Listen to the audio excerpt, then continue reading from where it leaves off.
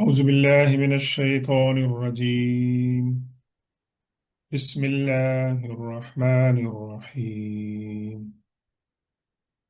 ألم نشرح لك صدرك ووضعنا عنك وزرك الذي أنقض ظهرك ورفعنا لك ذكرك فإن مع العسر يسرا إن مع العسر يسرا فإذا فرغت فانصب وإلى ربك فارغب.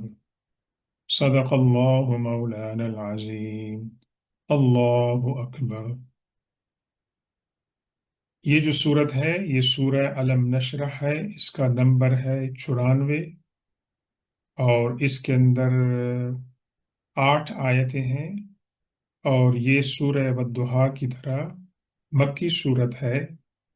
اور اس کے اندر یوں محسوس ہوتا ہے کہ اللہ تبارک و تعالیٰ نے سورہ والضحیٰ کے آخر میں حضور پاک صلی اللہ علیہ وسلم کے اوپر جو احسانات فرمائے اور ان احسانات کو جو گنوایا وہ کنٹینیویشن ہے اس.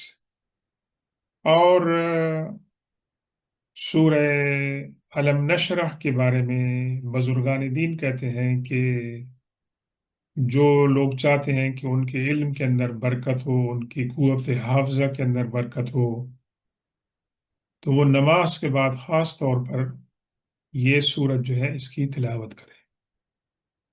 اور ایک دوسری بات میں نہیں کہہ سکا کہ سورہ والضحیٰ کے بارے میں یہ کہا جاتا ہے کہ جو لوگ ڈپریشن کے اندر ہوں، بے چینی کے اندر ہوں، تو ان کو سورہ والضحیٰ کی تلاوت جو ہے وہ اکثر کرنی چاہیے.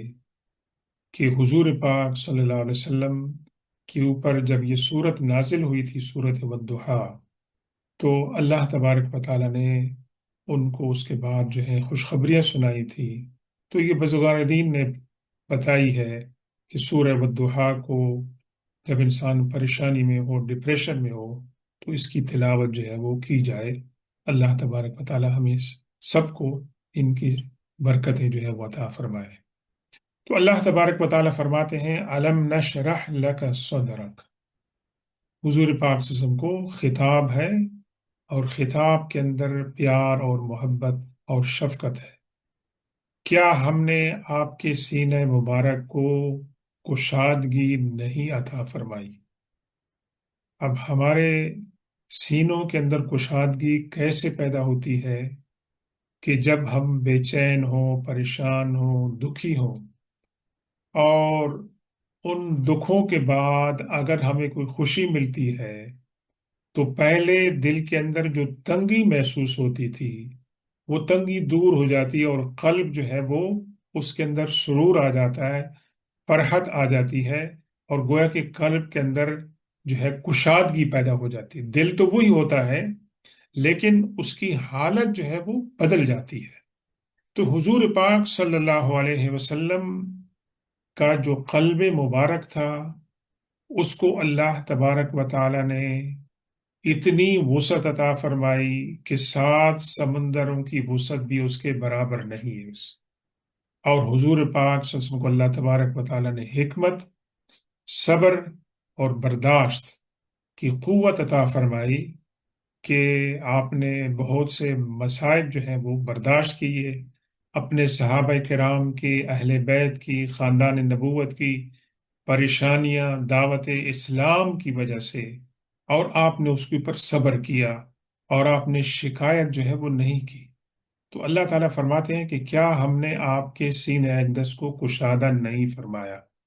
اس کی ایک تعویل تو یہ ہے کہ ملائکہ نے آپ کے سینہ اقدس کو چاک کیا معراج کی رات کو، اور جب حضرت حلیمہ کے پاس تھے، اور اللہ تبارک و تعالیٰ کی برکت سے اور حکم سے اس کے اندر حکمت، ایمان، معرفت جو ہے اس کے ساتھ فل کیا، اور جو بھی انسانی قلب کے اندر کوئی کمزوریاں ہو سکتی ہیں تو ان تمام کو نکال دیا، اور حضور پاک صلی اللہ علیہ وسلم کے دل کو جو ہے وہ پاک کر دیا. یہ گویا کہ بھی ایک سرجری تھی، لیکن اس سرجری میں کوئی آپ کو تکلیف جو ہے وہ نہیں ہوئی، اور یہ ایک معجزہ تھا.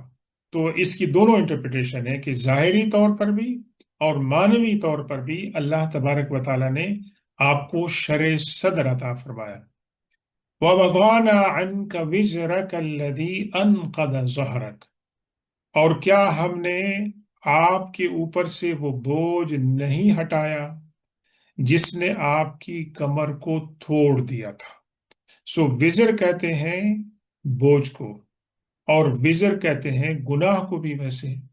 وَلَا تَزِرُ وَازِرَةٌ وِزْرَ أُخْرَى، کہ کوئی جاندار کسی دوسرے جاندار کے گناہ کو نہیں اٹھائے گا۔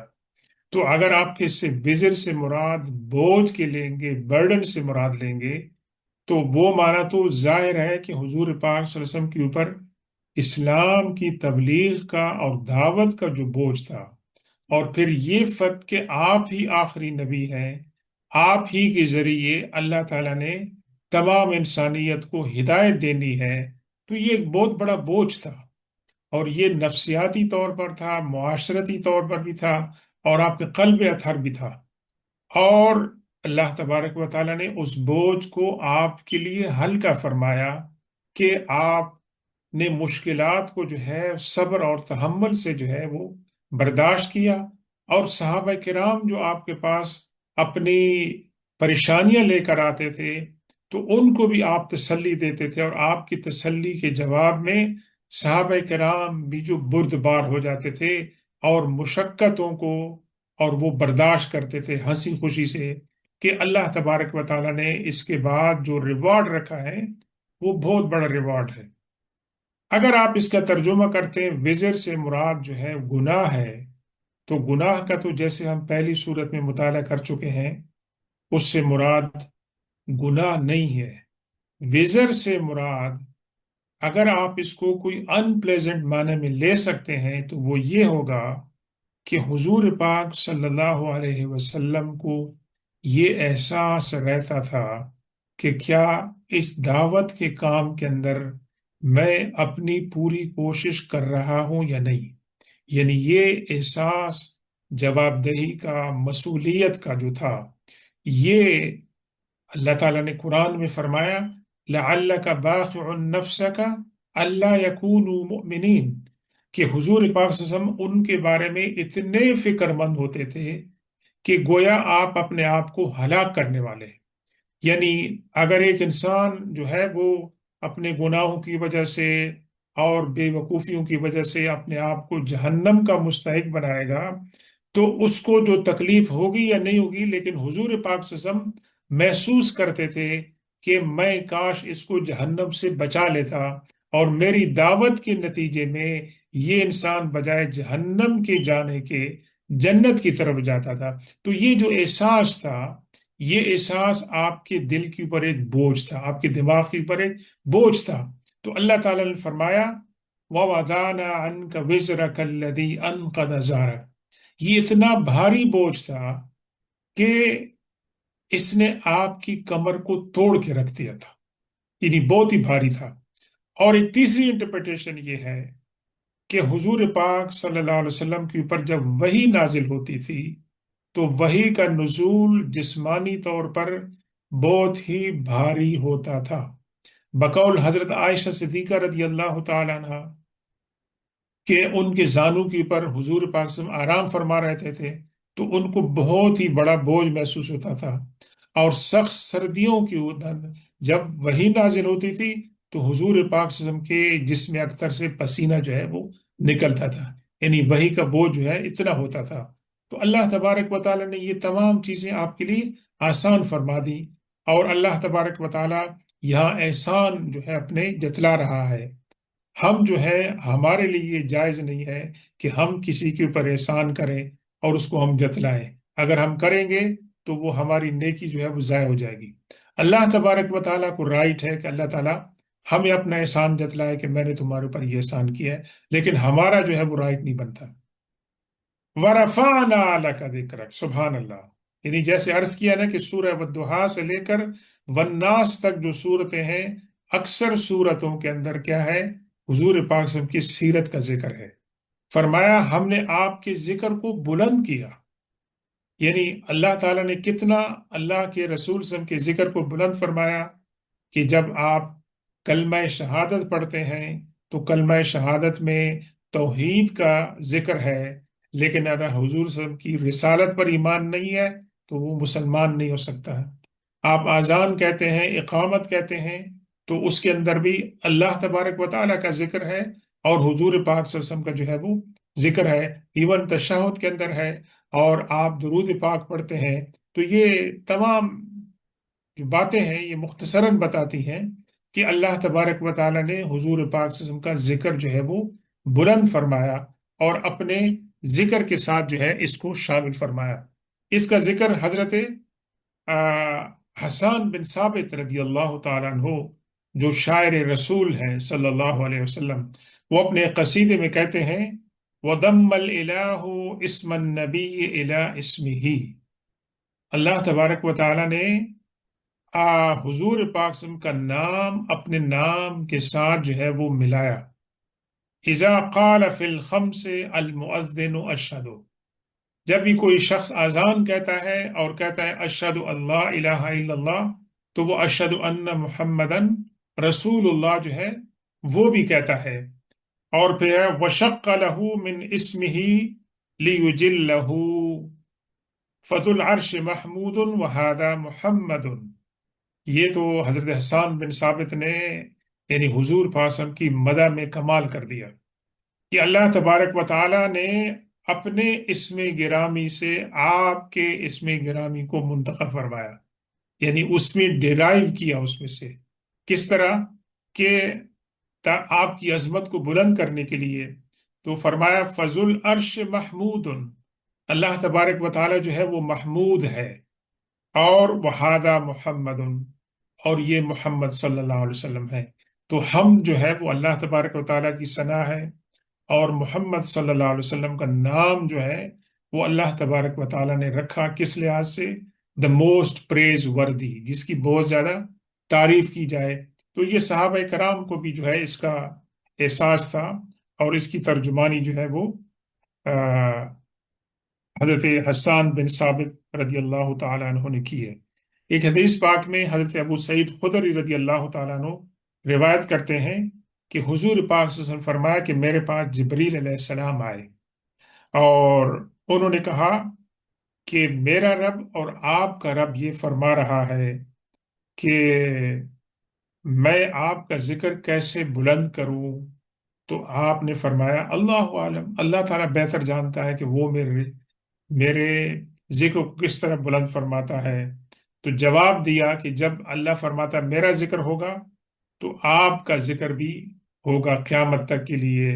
تو یہ ہمارے لیے ایک اعزاز کی بات ہے کہ ہم حضور پاک صلی اللہ علیہ وسلم کی امت کے ساتھ تعلق رکھتے ہیں، جن کو اللہ تبارک و تعالیٰ نے اتنا بڑا مقام عطا فرمایا۔ اس کے بعد اللہ تبارک و تعالیٰ حضور پاک صلی اللہ علیہ وسلم کو تسلی دے رہے ہیں، اور حضور پاک صلی اللہ علیہ وسلم کی معرفت آپ کی امتیوں کو تسلی دے رہے ہیں۔ فَإِنَّ مَعَ الْعُسْرِ يُسْرًا إِنَّ مَعَ الْعُسْرِ يُسْرًا، دو دفعہ ریپیٹ فرمایا، بے شک جو تکلیف ہوتی ہے، تنگی ہوتی ہے، اس کے ساتھ جو ہے وہ آسانی آتی ہے، بے شک تنگی کے ساتھ آسانی آتی ہے۔ اور یہ ریپیٹ کرنے کا مقصد کیا ہے کہ یہاں پھر بشارت دی جا رہی ہے حضور پاک صلی اللہ علیہ وسلم کو کہ آپ کی اس وقت کی جو تکلیفیں ہیں، پریشانیاں ہیں، ان کے بعد ریلیف آئے گا، اور ریلیف جو ہے وہ ضرور آئے گا۔ تو یہ جو الفاظ ہیں، یہ جو آیتیں ہیں، یہ اللہ تبارک و تعالیٰ کی طرف سے حضور پاک صلی اللہ علیہ وسلم کو تسلی دینے کے لیے ہے کہ یہ جو دن ہے تنگی کے، یہ ہمیشہ نہیں رہیں گے، اور اللہ تبارک و تعالیٰ آپ کو آسانیاں بھی جو ہے وہ عطا فرمائے۔ اس کے بعد اللہ تبارک و تعالیٰ حضور پاک صلی اللہ علیہ وسلم کو نصیحت فرما رہے ہیں، اور اس نصیحت کے اندر بھی ایک تربیتی پہلو ہے ہمارے لیے۔ کیا فرمایا؟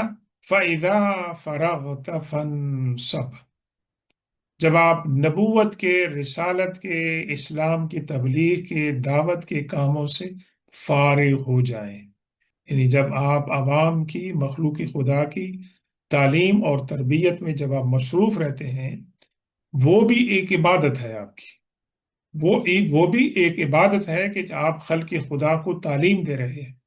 جب آپ اس اسائنمنٹ سے، اس سے فارغ ہو جائیں تو کیا کریں؟ فَانْصَبْ then you stand up. نصب کرنا ہوتا ہے کسی چیز کو کھڑا کرنا، انسٹال کرنا. فَانْصَبْ تو اس کے بعد آپ کیا کریں؟ آپ کھڑے ہو جائیں. یعنی اس کے بعد آپ ریسٹ نہیں کریں، ریلیکس آپ نہیں ہوں. وَإِلَىٰ رَبِّكَ فَارْغَب، اور آپ جو ہیں اللہ تبارک و تعالیٰ کی طرف متوجہ ہو جائیں. کیا مطلب یہ ہے کہ عوام کے اندر، مخلوق کے اندر آپ نے جو تعلیم دی ہے، جو تبلیغ کی ہے، بے شک وہ ایک بہت بڑی عبادت ہے. لیکن آپ کو تنہائی کے اندر بھی، خلوت کے اندر when you are alone، اس وقت بھی اللہ تعالیٰ کے ساتھ دعا کرنی چاہیے، اس کی عبادت کرنی چاہیے، اس کی مناجات کرنی چاہیے. اور اس کے اندر ایک بہت ہی انٹرسٹنگ پوائنٹ ہے علماء کرام کے لیے، واعظین کے لیے، کہ آپ بے شک عوام کے اندر تبلیغ کرتے ہیں، واعظ کرتے ہیں، اور لوگ آپ کی باتوں کو سن پر ان پر عمل کرتے ہیں، ان پر اثر ہوتا ہے. لیکن جب آپ واعظ تبلیغ سے فارغ ہو جائیں تو آپ کو کیا کرنا چاہیے؟ آپ کو کچھ وقت تنہائی میں اللہ کی عبادت کرنی چاہیے، اللہ کے ساتھ جو ہے ڈائلاگ کرنا چاہیے، اور اللہ تبارک و تعالیٰ کی رحمت اور اس کی عنایت کو جو ہے وہ طلب کرنا چاہیے. اور بے شک یہ حضور پاک صلی اللہ علیہ وسلم اور تمام انبیاء کرام کی سنت ہے، اور یہ سنت جو ہے جو علماء کرام ہیں ان کے لیے بھی ہے. اللہ تبارک و تعالیٰ سے دعا ہے کہ اس عظیم الشان صورت کی جو برکتیں ہیں وہ ہمیں عطا فرمائے، اور اللہ تبارک و تعالیٰ ہم اس صورت کو سمجھنے کی جو ہے وہ توفیق عطا فرمائے. سبحان ربک رب العزت عما یصفون وسلام علی المرسلین والحمد للہ رب العالمین.